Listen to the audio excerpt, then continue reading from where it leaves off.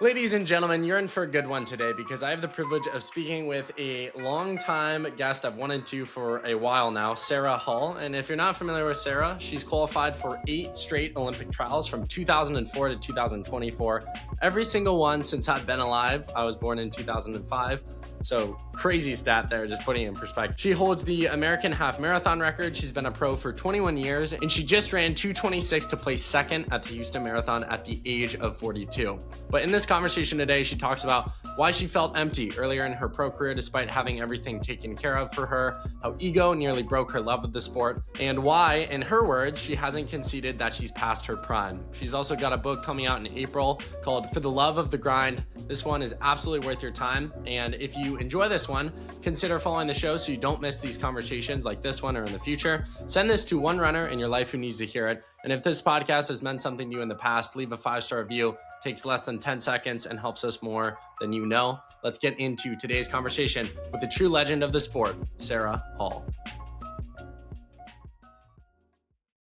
Ladies and gentlemen, I am joined by an absolute stud, one of the legends in the sport, and still kicking it. It seems, Sara, every couple months you're still ripping a marathon, still at the front, going for it all. I really respect you. I've looked up to your career for years. Have wanted to get you on the podcast for a while. I remember a part of my story I share is that before podcasts, I didn't really have a source where I could go to like understand running or get better at running. And I really wanted to take the next jump and the next level. So I would go to the library all the time, check out books. And I remember Ryan's book was one of the first that I got that like really inspired me at a young age. And then started following you and your husband through that journey. And it's been so cool to see your success in the sport. So it's an honor to speak with you.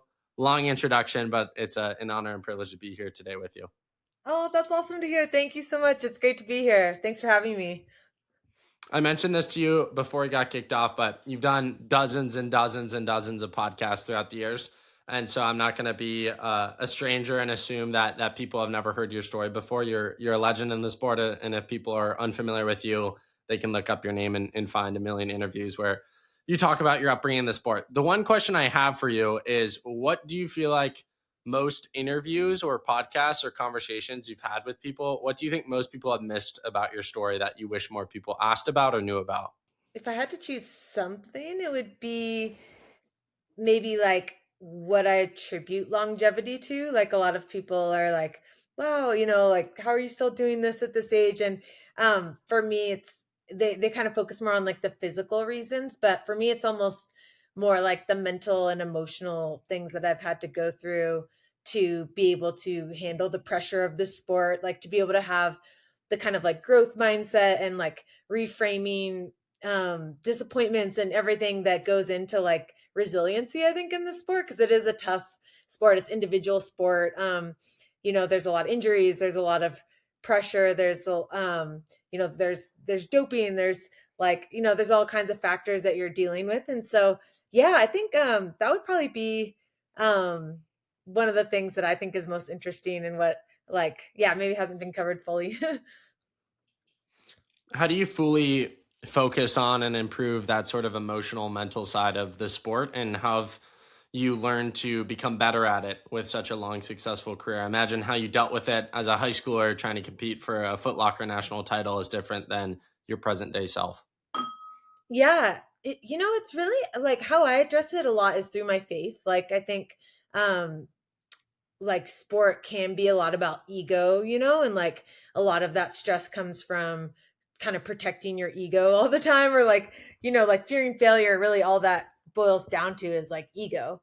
And so I think the more like I think all religions and kind of faiths, um they're like through them you can have ego dissolution, and for me, like my doorway to that has been through the Christian faith, is like what I grew up with. And it's all about how to be like a servant leader, like how to like put other people before yourself, like how to be humble, and all these things that I think like um yeah, that's not like what you're necessarily taught is going to make you the best competitor, but I think actually it does, because then when it's not all about you, it just takes a lot of the pressure off, and it just adds like more meaning to what you do. And Yeah, there's like a lot of aspects of it, but I would say like spirituality is like a big part of it for sure. You mentioned the kind of core key Christian principle of like loving your neighbor more than you love yourself, putting your neighbor before yourself.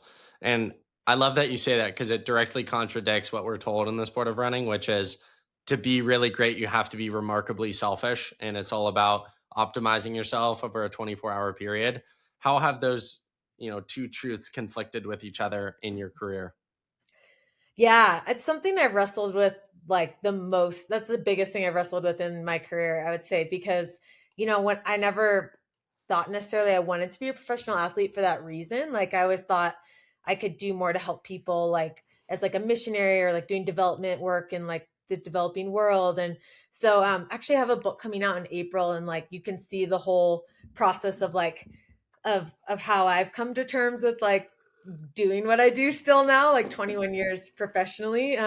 But I really like wrestled with it early on as a pro. Like I was like, this does, I don't really feel like my life has like the kind of meaning that I really wanted it to. Like I'm here at the Olympic Training Center and everything's being done for me. Like my clothes are being laundered, my room's being cleaned. Like all I have to do is just sit around and wait for the next run, and it feels really empty. But actually like through kind of my faith process, and I started attending this church, and they were all about like, ministry isn't just in the church, like it's doing whatever you do with like excellence, with a heart to like serve other people. And it started to like open my mind to like maybe running can be ministry, and like how can I use it to positively like impact people, like whether it's like through our foundation and getting runners to fundraise for the developing world and bringing justice to people there, or whether it's like just, I get emails from people sometimes that watch my like finish of London Marathon, and they're like, that's what I needed to like get through the day to day, like I'm a single dad and like life's really hard, or so whatever it is, like I think there's ways you can find ways to serve other people still, even though a lot of my day does revolve around myself, honestly. And like you do need that to be successful at a high level. Long successful career, and it's seen different points, right? I mean, you can remind me when you and Ryan first met each other, and for those who aren't familiar with your husband, American record holder, absolute co-legend in the sport. I'm sure your career looked different when he was at his peak and you were trying to be at your peak, and then when you guys adopted your daughters, and now Ryan's out of the sport and you're still in the sport. When you think back, and I'm sure your book covers this, so I'm really excited to read it. Like when you think back on your journey and career in the sport, how many different like chapters and evolutions do you feel like you've been through and experienced? Yeah, well, it's been quite a journey. Like, yeah, early on, Ryan and I both like had immediate success, but then I started to struggle, and his career just really took off, and I was definitely much more like in a supporting role.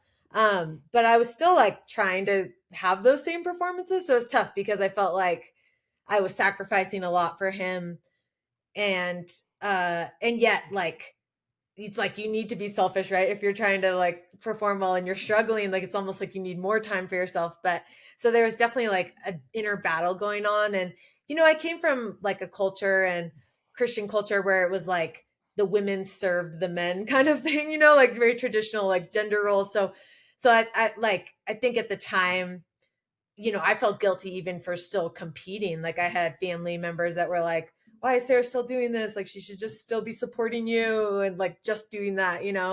And so like that was definitely like some added to just like my imposter syndrome at the time too, because I was like, maybe my career isn't worthwhile, or like this time that maybe I should just go all in on supporting Ryan.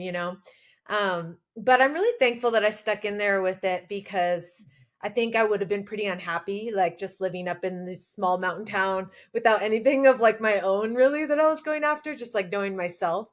And I wouldn't have made it to this point where like I started to really enjoy the sport and have like the breakthroughs I had in the sport later. And then Ryan really ended up supporting me like even more than I supported him. He retired and like really like took an active role as like my main training partner as well as my coach, and also like sports psychologist and everything else. So and just doing all those like annoying life tasks that I used to do before, like, and kind of begrudgingly. So I think it's shown like kind of life sometimes leans to one partner at times, but the key is like it never stays like one-sided forever, right? It's like this ebb and flow of like serving each other, like helping each other, and like that can maybe feel lopsided at times, but that's okay. We hear so often in the sport people say like find your why, from there you'll find a lot of passion and energy for the sport. But for someone who has had such a long career like yourself, I'm assuming that your why has evolved and changed as you have evolved and changed. So as I'm speaking with you in 2026, how do you feel like your why is different than when you first got into the sport? Yeah, I think that's what's fun is like your why does evolve, and like it's like you add new whys, like it's not like the ones you had originally aren't there, but it's like and this now, like becoming a mom added another layer of meaning because I got to like model to my kids in real time a lot of things like I wanted to instill in them, like these values for hard work and like picking yourself up after disappointments, like you get to model that. But so it's like that season just added that layer, and now it's almost like too being in my early 40s, like I see how it inspires people that are like getting older too to like still have dreams and still go after big goals, and they're like, man, if you can still compete up front in these marathons, like that makes me think my goal of just like qualifying for Boston or something isn't that like out of reach. So yeah, I think that's what's cool is like it just running just gets like deeper, like the meaning just evolves deeper. And I would say the biggest why though for me right now is just the joy of it. Like I just love like pushing myself in training. Like I love like the feeling of racing, and my book's called like For the Love of the Grind, and like I really just do love the grind. And I think like there's at this age like there's nothing I have to do to achieve or anything. It's more like just for the love of it that I want to do it still. How does someone who, and maybe you can't love the sport of running without loving the grind, but assuming there's a world where someone loves running but they don't enjoy the grind, they don't enjoy the super hard workouts or the pit in your stomach, you feel mile 16 of a marathon in agonizing pain with 10 miles to go, how does someone learn to appreciate the grind, and how did you learn to appreciate it, or do you feel like you just kind of naturally always loved that part of the sport? Yeah, I think that's a good question. I think about it with having kids because like my kids definitely aren't built like Ryan and I were. I think we really did like innately just love the grind. Like I was a kid and I would be like, I'd wake up and be like, I'm gonna try to rollerblade to the beach today, which is like 30 miles from my house, And I would like get out there and I'd be like, how am I gonna get home? It's like before cell phones and stuff. But like yeah, I think we just like are a little bit weird that way. But with my kids, there's a saying when I would train in Ethiopia, the runners they would say to each other like birchi, which means like be strong. And like anytime you run in like single file lines there, and anytime like the slightest gap opens up in front of you, they're like birchi, birchi, like get up there. And I just loved that. Like I kept that going when we brought them home with like just telling them like be strong, like they had a lot of challenges when they got here. They didn't speak any English. They had never been to school. There was their life was really tough. It was a whole different culture. They'd grown up in like rural Africa. And so I think just encouraging them to have that same resilience, and just to embrace that like hard things are fun, I think is what I think it's almost just like a mentality of like leaning into it and just saying like, it's just pain. Like it's going to be okay. Like it's just pain is just signals in my head and that's all it is. Like it's going to end. There'll be an end to it.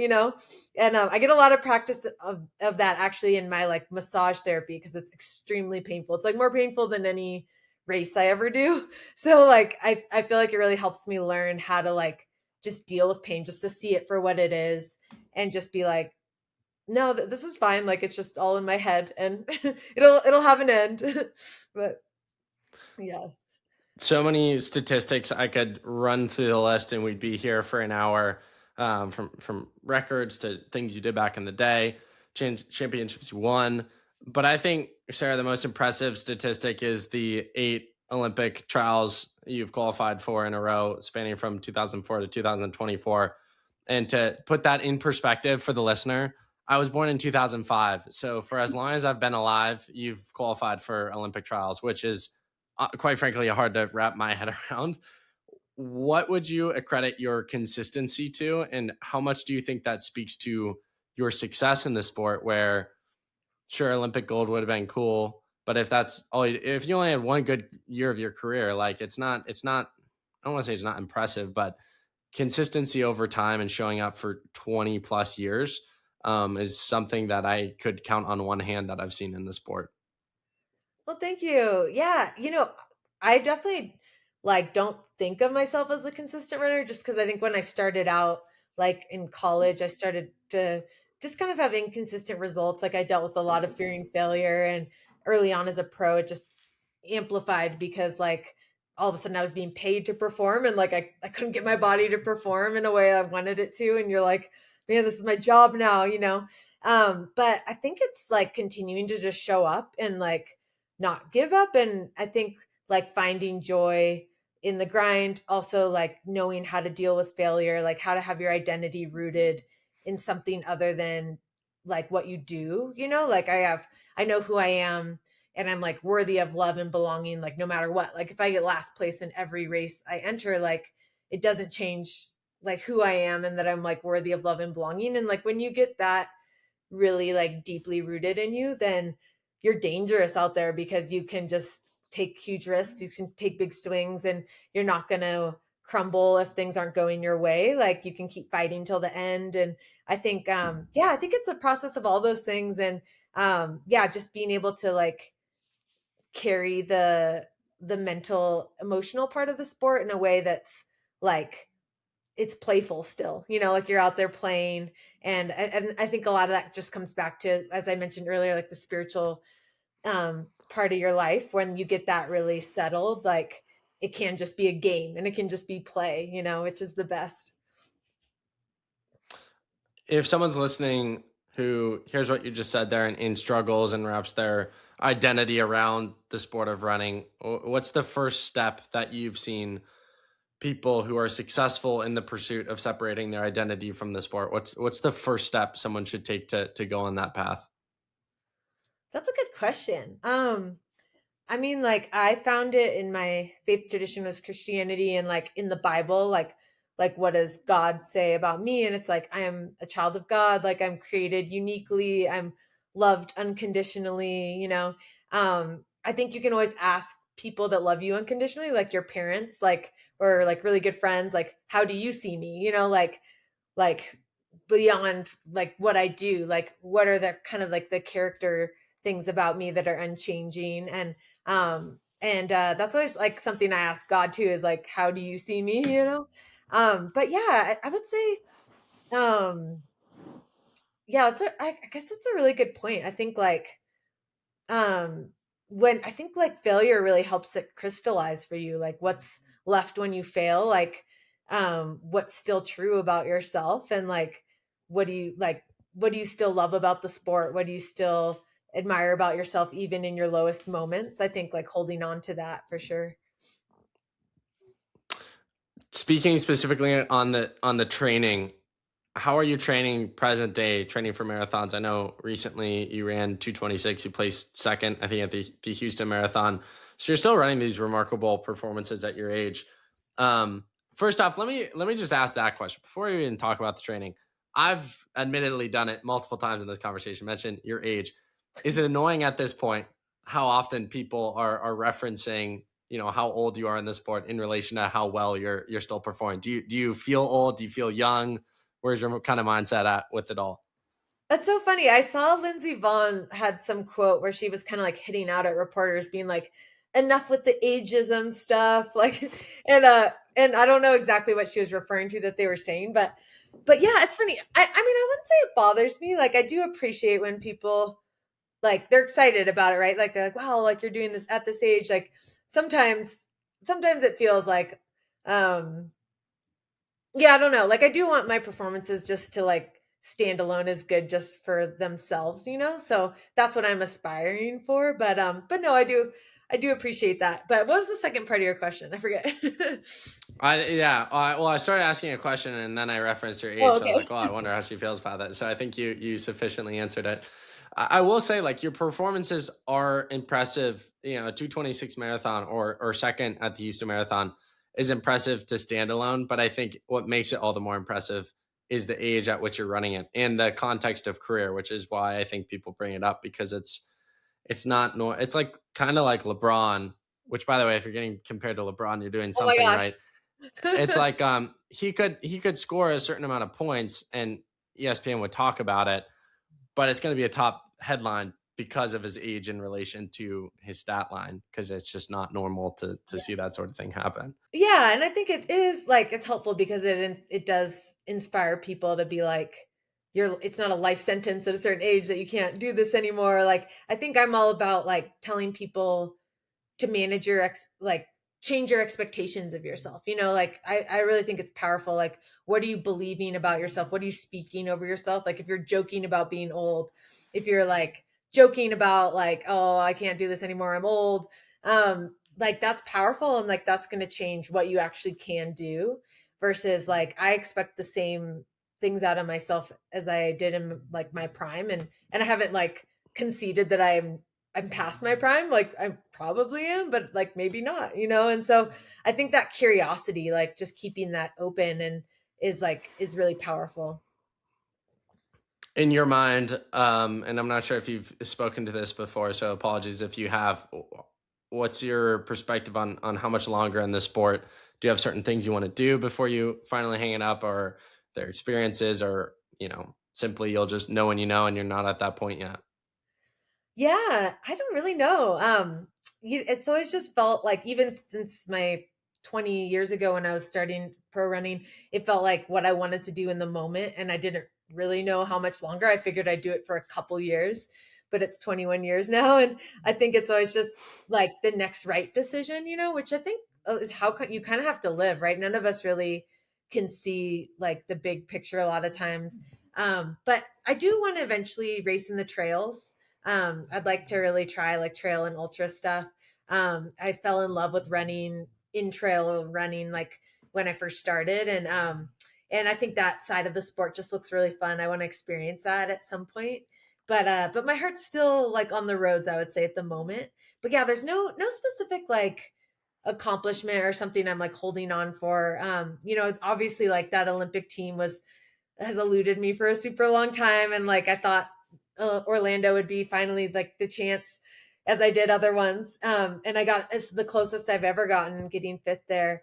Um, but as like Alafine reminded me after the race, who was the previous Olympic trials champion, she's like, the Olympics did nothing for me. Like, you don't need this, you know? And like, she's just like shaking me like right after the race, like, which was amazing because she had just dropped out of the race herself. She was super disappointed. And the fact that she was like wanting to encourage me in that moment of that. And Kara Goucher came up to me and she said the same thing. She's like, you don't need this. And like, I think like that's what's, I don't know, it's amazing that like, that tension of we're always going after these big pinnacles of the sport, but at the same time like those aren't really it is very much about the journey and like who you're becoming in the process and the love of the grind in the process and the fun along the way. And so yeah, I mean I'm still shooting for those big moments, but there's no one in particular that I'm just like this is going to define me, I have to do this kind of thing.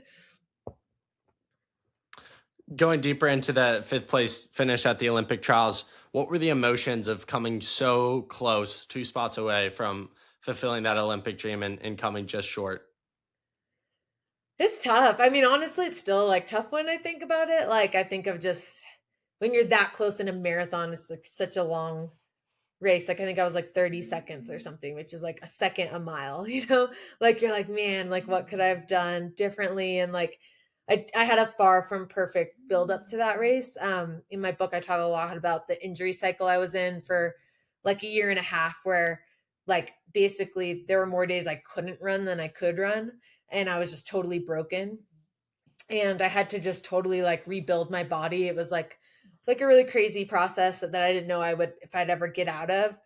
But to be able to like get out of it just in time for the trials build up and then have some like amazing work, like I think that's what I tend to really treasure less about the race itself was the training leading up to it because I was so excited to be back and like that feeling of being back.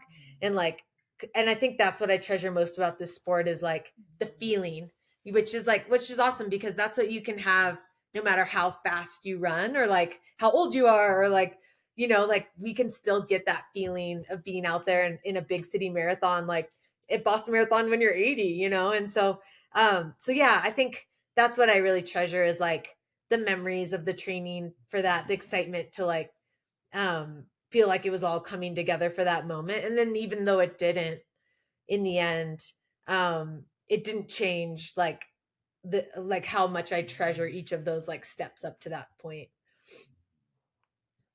You mentioned maybe wanting to get into trail after the roads are over. I have to ask, do you think you'll want to be one of those 90-year-olds that we see at like Hayward Field ripping the 100-meter, going for a record one day?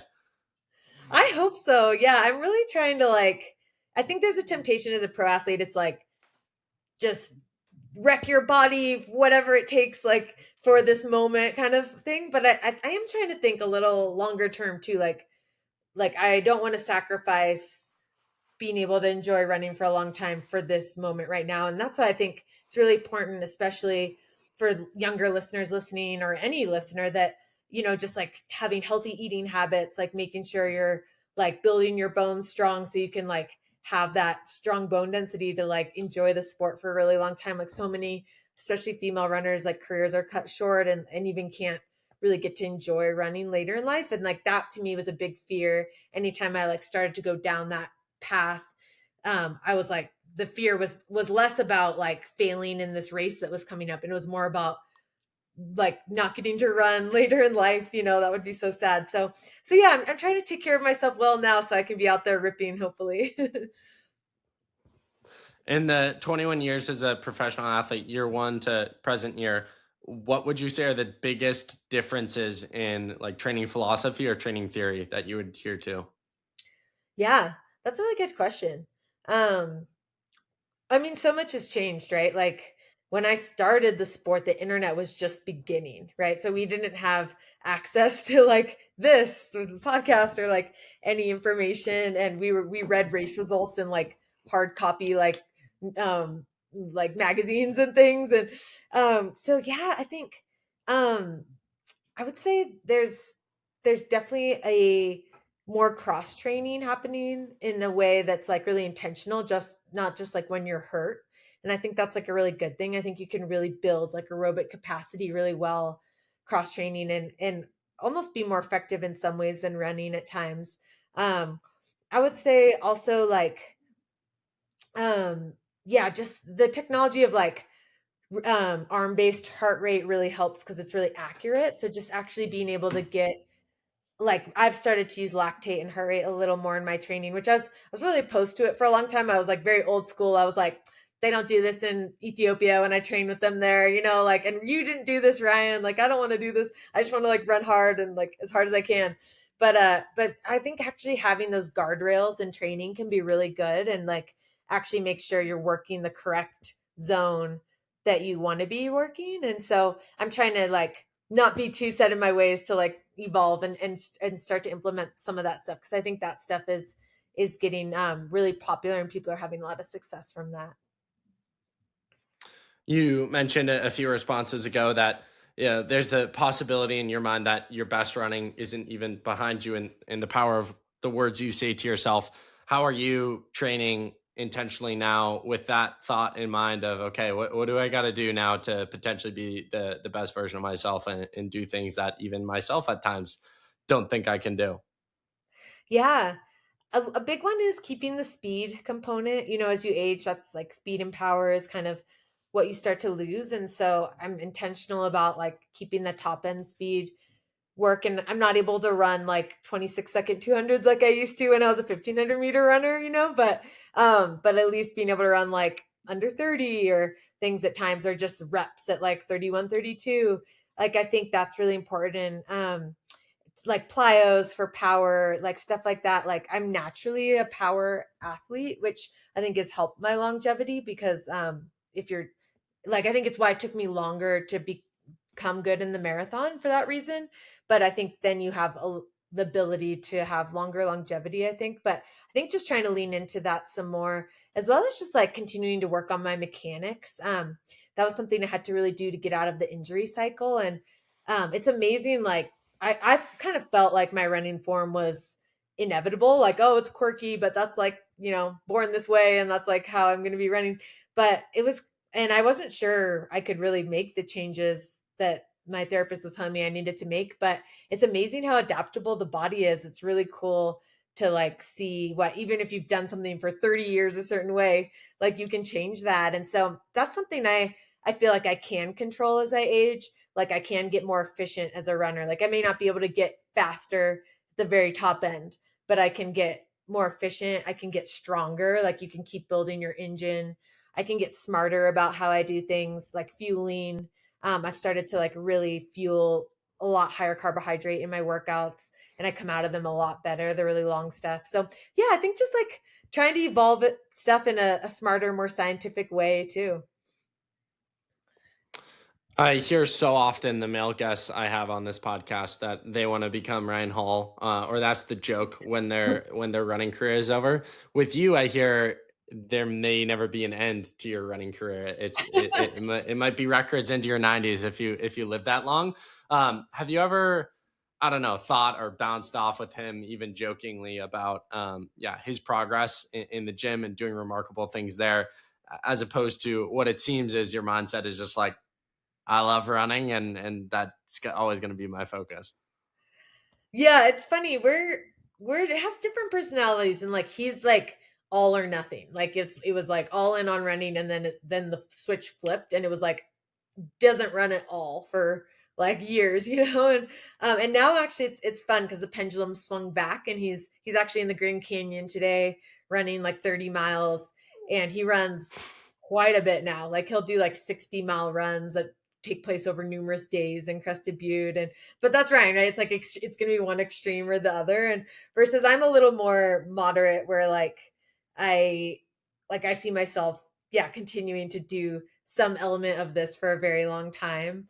Um, but yeah, I think he has shown me that um life on the other side of your career can be really awesome. Like he says, I'm enjoying running more now than when I was at my prime of my career, which is pretty wild because that was really fun, But he has so much fun in the trails and stuff that he's like, you don't know what you're missing out there. And so that's exciting, just knowing there's like, other things to look forward to for everyone, and just not to be afraid to like try new things and try new aspects of running.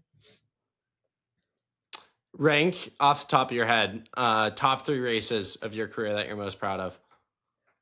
Yeah, definitely the London Marathon 2020, where I got second. I think just the context of that race, like it was the pandemic. It was after the 2020 Olympic trials where I had to drop out, and then straight into the pandemic where there's no races, no way to like get redemption, but just trained in faith there'd be an opportunity, and there was, and it was like the best moment of my career, I think.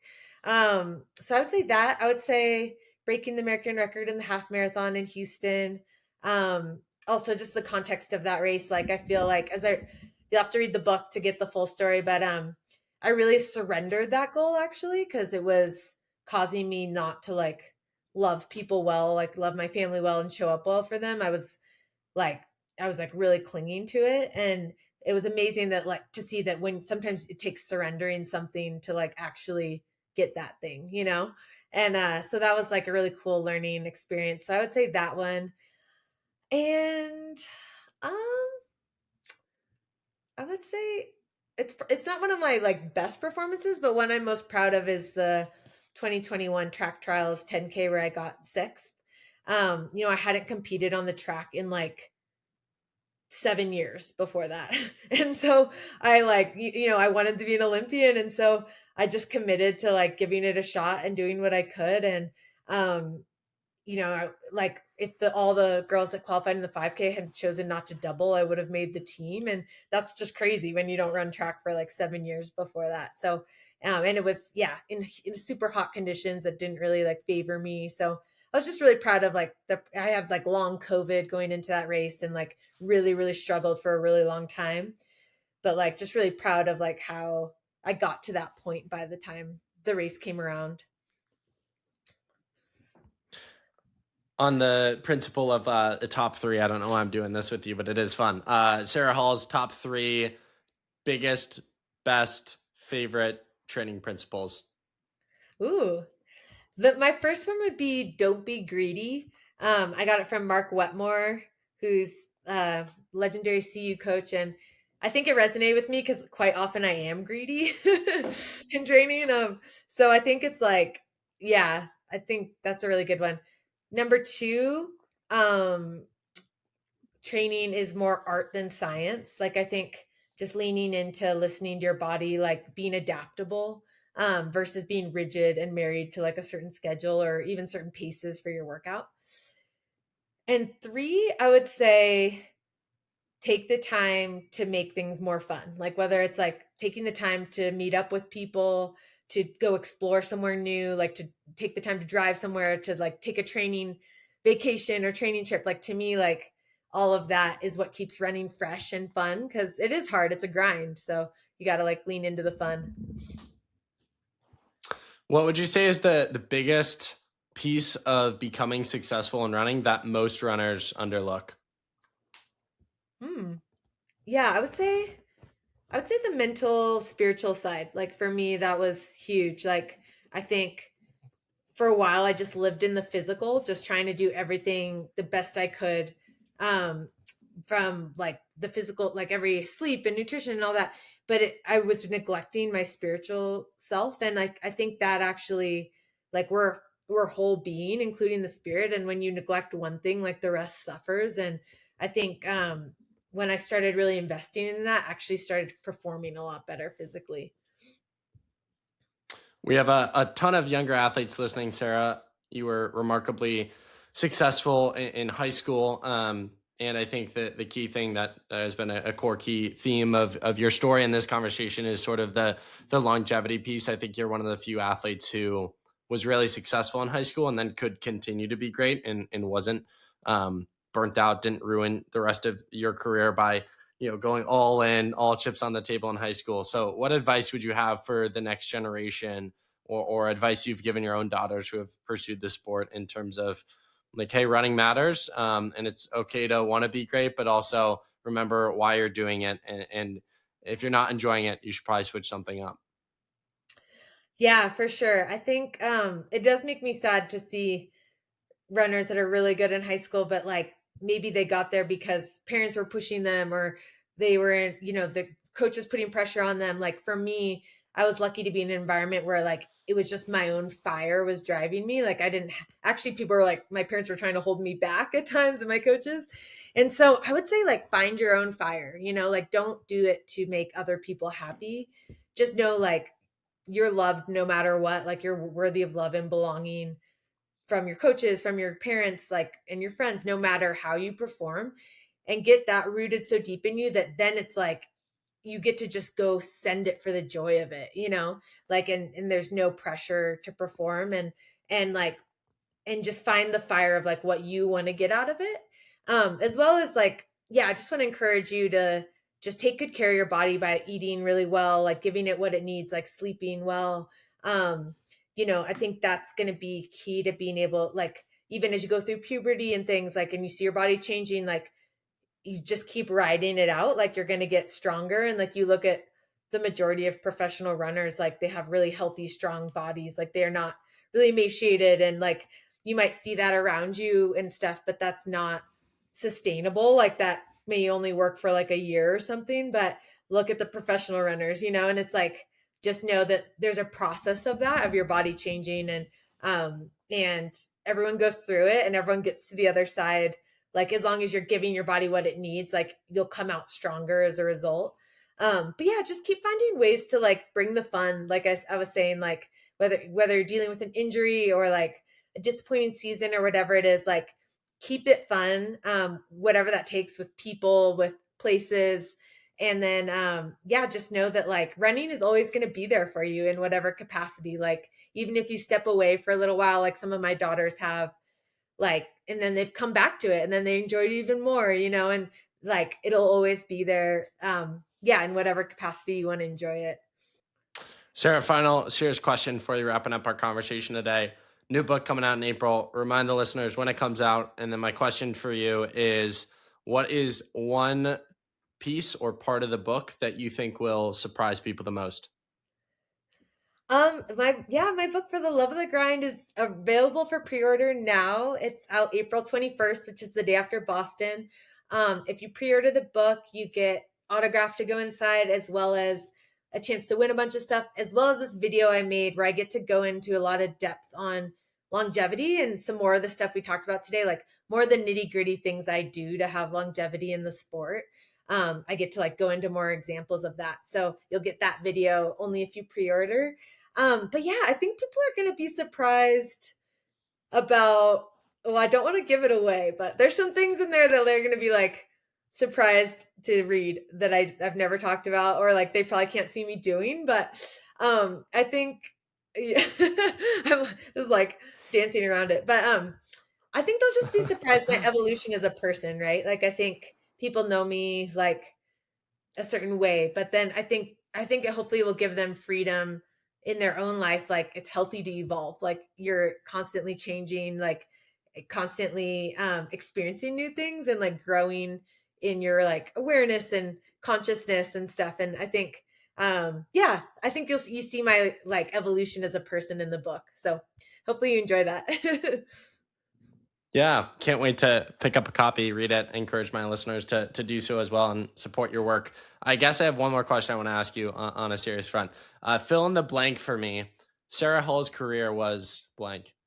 Ooh, Sarah Hall's career was resilient and like full of heart. I don't know. That's what comes to Ooh, I mind right love now. that.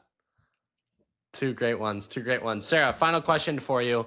Question I ask every guest on every single podcast. If you had Gordon Ramsay coming over to your house for dinner, what would you choose to make for him? Oh, I would make this Senegalese chicken dish. My sister married a man from Senegal and she does malaria research in Senegal throughout the year. And it's like marinated in like lemon and onions and olives. And it's really delicious. It's called Yassa Poulet.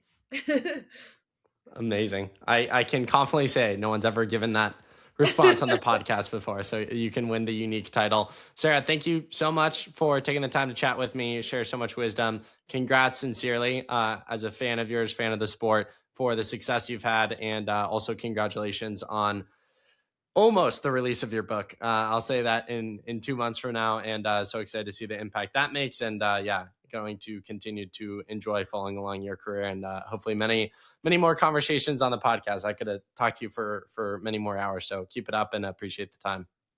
Thank you. Yeah, let's do it again soon. Have a great training cycle.